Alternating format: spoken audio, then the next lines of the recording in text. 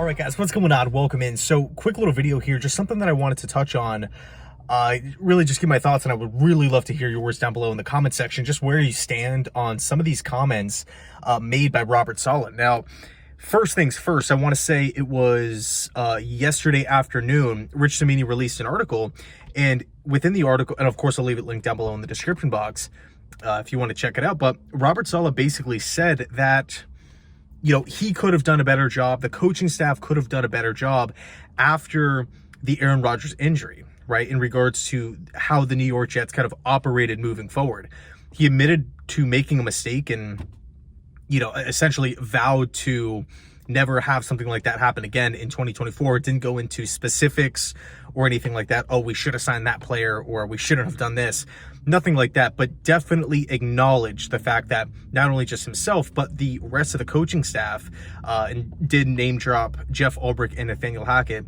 You know, there were things that they wish they could have done differently. You know, so on one hand, it's like, okay, cool. You know, at least Saleh has the self-awareness to, you know, admit a mistake here and not just selfishly say, no, everybody else is wrong, or have like an arrogant approach, because we have seen that from this coaching staff, right? We're right and everybody else is wrong. The media, the insiders, peers, other players, fans, everybody doesn't know what they're talking about, but we know what we're doing.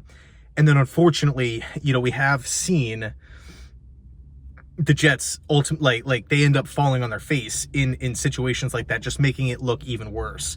But, you know, again, here, it does seem like Saleh's kind of opening up a little bit and just being honest and looking in the mirror. And I think that's something that personally, right, I can't speak for anybody else, but personally, I've wanted to see from Saleh for a really, really long time.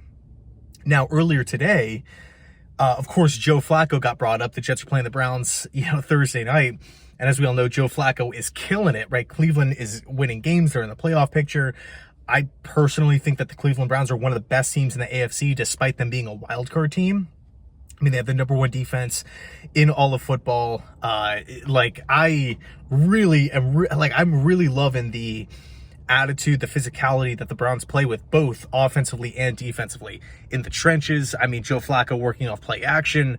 Like, the Cleveland Browns, they play kind of old school, like an old school style of football that I grew up watching, and it's just really fun, right? In a day and age where, you know, we got quarterbacks slinging it all over the yards, and, you know, all over the yard, and penalties all about, throwing, you know, 40, 45, in some cases 50 times a game. You know, Josh Allen, Pat Mahomes, whoever it may be, you know, Jalen Hurts, like there's a lot of throwing. It's all about the quarterback. But with the Browns, it's kind of like trench play, defense, coaching, discipline, and it's been pretty fun to watch. So anyway, Joe Flacco came up, and, you know, Saleh was asked, hey, do you regret not bringing Joe Flacco in, right? For, you know, like, once Aaron Rodgers got hurt, as we all know, he was out there. The Jets, like Carson Wentz, denied a workout, just denied interest in Joe Flacco. And Saleh said no, right? We don't regret it. Now, on one hand, you know, of course, it's not really what you want to hear, because then it's just like right back to the stubbornness. But to be fair, what is Saleh really going to say here? It's a lose-lose answer.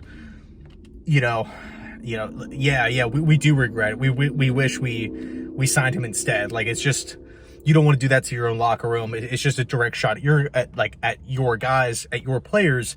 But then if you say no, you know, it's kind of just, once again, just shifting back into the, no, we know what we're doing and we're smarter than everybody else.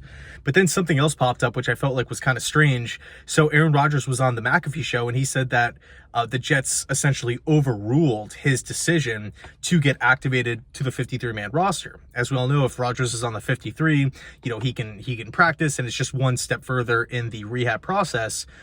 But Rodgers isn't going to be playing for the rest of the season. And, you know, if you put a guy on the roster, you have to take somebody off.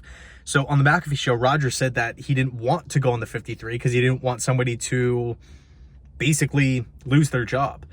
But the Jets overrode it.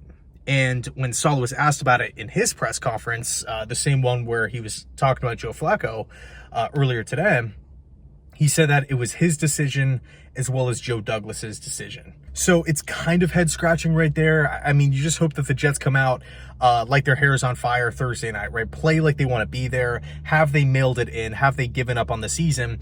Based off of the Washington game, the start specifically, right? That first half, I don't think they have, which is a really, really good sign, a really positive sign moving forward, especially after the news that Woody Johnson announced that everybody's coming back, Hackett, Douglas, Saleh, the whole crew, and it doesn't really sound like there's going to be any changes made on the offensive staff. Personally, I disagree with that. I would make changes with Keith Carter and Todd Downing. I would look to try to replace both of those guys, get 2 candidates in the building. Because I just, I understand that the offensive line has, the O-line has just been decimated with injuries, but I really feel like 16 weeks into the NFL season, there should not be confusion. There should not be, this level of, it just feels like with the Jets playing offensive line, it's so difficult for quarterbacks to just have like a solid, clean pocket. It's such a big ask for running backs to have consistent holes all day. It's such a tough ask. Like it almost feels impossible. Like you're just not going to get that with the Jets. You're going to get more defensive linemen breaking through as opposed to the offensive linemen going out there and having production and success. So anyway, let me know your thoughts down below in the comment section on these comments from Saleh, on these comments from Rodgers about Flacco, about Rodgers essentially not wanting to go on the 53, but him being placed on the 53. And then, of course, too, with Saleh admitting a mistake. So anyway, thanks so much for watching. I appreciate it. And as always, go Jets.